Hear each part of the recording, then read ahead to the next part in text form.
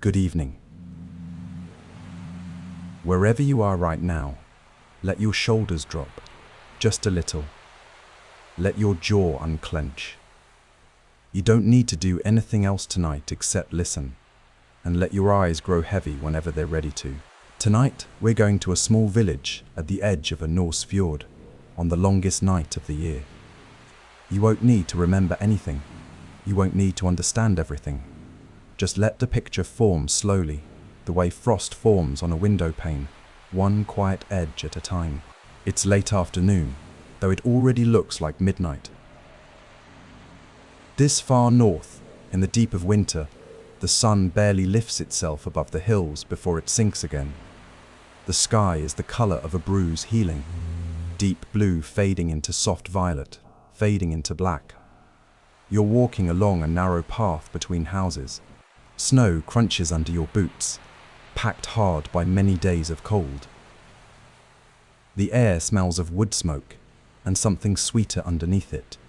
Dried apples maybe, or the last of the autumn honey, kept close to the fire so it won't freeze. Every house you pass has firelight in its windows, small windows covered with stretched, oiled hide instead of glass, glowing amber from within. Tonight is the night the village keeps the hearth-fire burning until dawn. Not for any grand ceremony. No crowd will gather, no horns will sound. It's a quieter tradition than that. Each household simply agrees, without needing to say it aloud, that on this one night, the fire does not go out. You pass a low stone well, capped for winter with a round wooden lid, a thin crust of ice rimming its edge. Beside it, someone has left a single candle in a clay dish, burning steadily despite the cold, its flame barely moving in the still air. Further along, a small bridge of packed snow and old timber crosses a stream that has gone quiet under a skin of ice. You can still hear the water moving beneath it, faint and low, like a voice heard through a wall.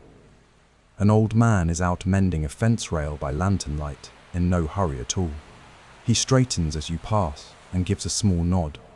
Not quite a greeting, just an acknowledgement. The kind neighbors give each other on a night like this, when everyone is quietly tender. Cold enough for you?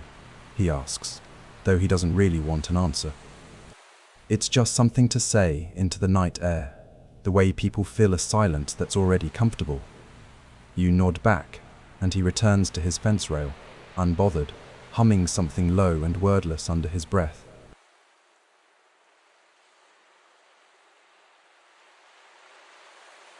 Your own breathing slows to match your footsteps. Unhurried. There's nowhere you need to be, but here, walking this last stretch of snow toward the low door at the end of the path. You come to a house near the end of the path. The door is low, and you have to duck slightly to pass through it, the way everyone here does, the way it's always been done. Inside, the air is warm and close, and smells of pine and tallow candles. A woman is kneeling by the hearth, feeding it slender pieces of birch bark, one at a time, unhurried. Her name is Sigrid, though no one has said it out loud tonight. You simply know it, the way you know things in dreams. She doesn't look up right away. She's watching the fire the way you might watch rain on a window. Not because anything is happening, but because it's soothing to watch it happen anyway. Sit, if you'd like, she says, without turning. Her voice is low and even, worn smooth by years of speaking softly in a small house at night. There's room by the fire. You sit. The floor is covered in woven rushes, and a folded wool blanket has been left there, as though someone knew you'd come. The room is small, but it doesn't feel small. Dried herbs hang from a beam overhead. Time, something sharper you can't quite name. Turning slowly in the rising heat. A grey cat is curled near the hearthstones, so still you might mistake it for a folded cloth, until one ear shifts, just slightly, toward the sound of your breathing. A loom stands against the far wall, half a length of undyed wool wound onto it, resting for the night, the way everything else in the room seems to be resting. The fire settles into an easy, steady burn. Sigrid leans back slightly, her hands loose in her lap. My grandmother kept this fire the night I was born, she says. The longest night. She told me once that the darkness doesn't need fighting, only company. A small light kept steady, so the dark has somewhere gentle to rest against. You watch a piece of birch curl and blacken at its edges, glowing orange in its center. Outside, very faintly, you can hear the village settling for the night. A door closing somewhere, a dog's low huff. The soft complaint of a cow shifting in its stall, bedded down deep in straw. Nothing urgent, nothing that needs you. Sigrid reaches for a small clay bowl on the hearthstones, filled with a thin porridge, sweetened with dried berries. She doesn't offer it to you with words, just sets it near enough that you understand. It's there if you want it. The steam rises in a slow, curling thread. You don't have to eat it. You don't have to do anything at all. You can simply watch the fire and let the warmth settle into your hands, your chest, the backs of your eyes. There's a soft knock at the low door, more courtesy than question, and it opens before anyone answers it. A girl of 9 or 10 leans in, cheeks pink from the cold, a small covered basket in her mittened hands. Mama says to bring you this, she says to Sigrid, for keeping the fire. Sigrid takes the basket and peers under the cloth. A few strips of dried fish, wrapped carefully. Tell your mother I said thank you, she says, and tell her to get to bed before the fire needs her too. The girl grins, already halfway back out the door. She says the same thing about you. The door closes again, and the cold that slipped in with her is swallowed up by the warmth of the room within a few slow breaths. Sigrid sets the basket by the hearth, unhurried, and settles back into her place by the fire. She's not wrong, Sigrid says, mostly to herself, and there's a smile in it. None of us sleep much this one night, but we don't mind it.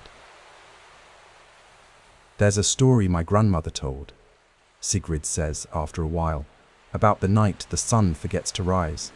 Her voice softens further, the way voices do when a story is about to become a lullaby instead of a tale. She said that far to the north, past where any of us have walked, the sun grows tired near the year's end. Not weak, only tired, the way you or I grow tired after a long day of small tasks. And on the longest night, she rests a little longer than usual before climbing back over the hills. And while she rests, Sigrid continues, it's very gently.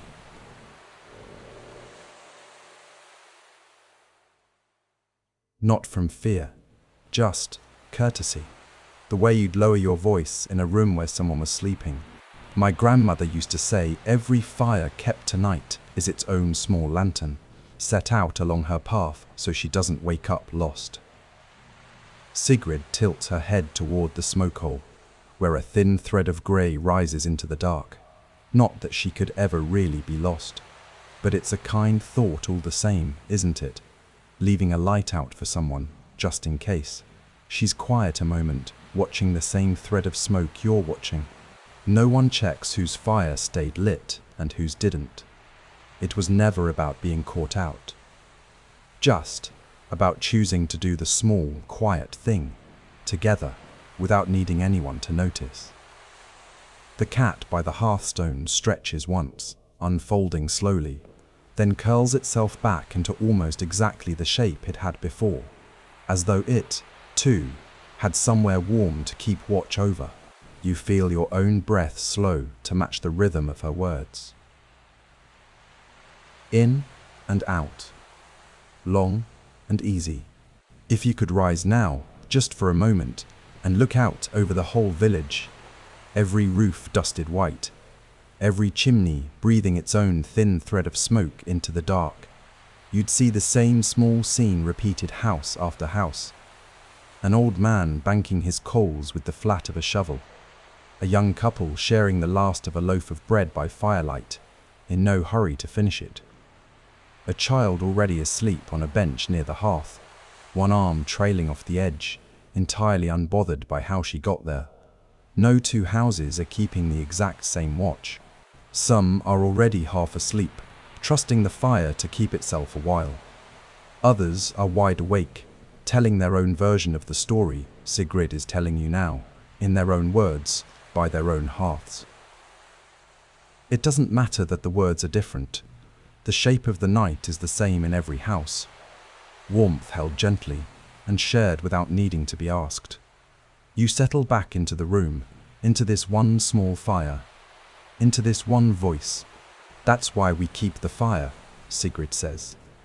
So that when she finally does open her eyes again, tired and slow, the first thing she sees from every rooftop is a small, steady light. Something to tell her, we waited for you. We kept warm. There's no hurry.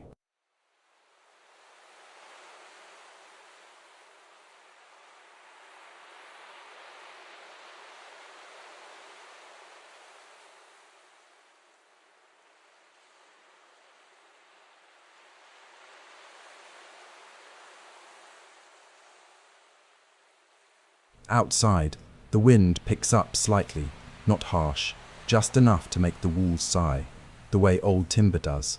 Somewhere down the path, a bell rings once, then goes quiet. Perhaps a goat shifting in its shed, perhaps nothing at all.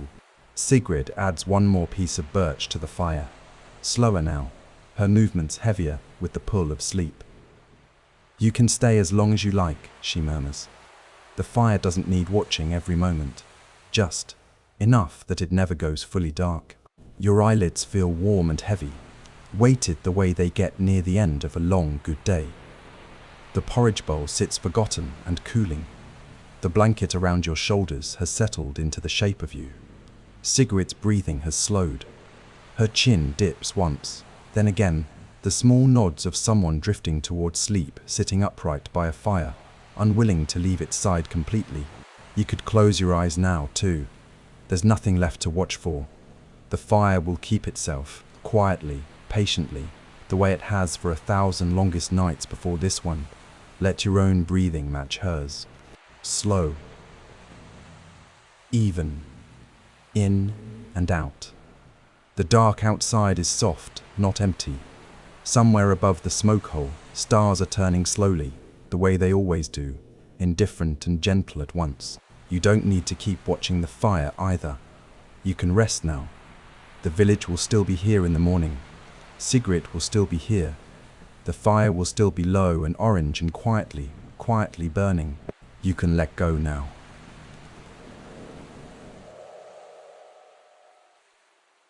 Only this, warmth and quiet, and a small fire that someone else is gently minding. Let your hands go loose in your lap, the way Sigrid's are. Let your head grow heavy. Starting at your feet, let them go still and heavy, sinking into the woven rushes. Let that same heaviness rise slowly up through your legs, your hips, settling low and warm in your chest, the way heat settles low in a good fire. Let it move into your shoulders, easing them down, further than they were before. Let it move into your hands, your fingers uncurling them one by one. Let it rise, last of all, into your jaw, your brow, the small muscles around your eyes, until every part of you feels the way the room feels, warm and low-lit and entirely unhurried. There is nowhere else to be tonight, only here. Only this fire, this small circle of light, this one long, easy breath after another.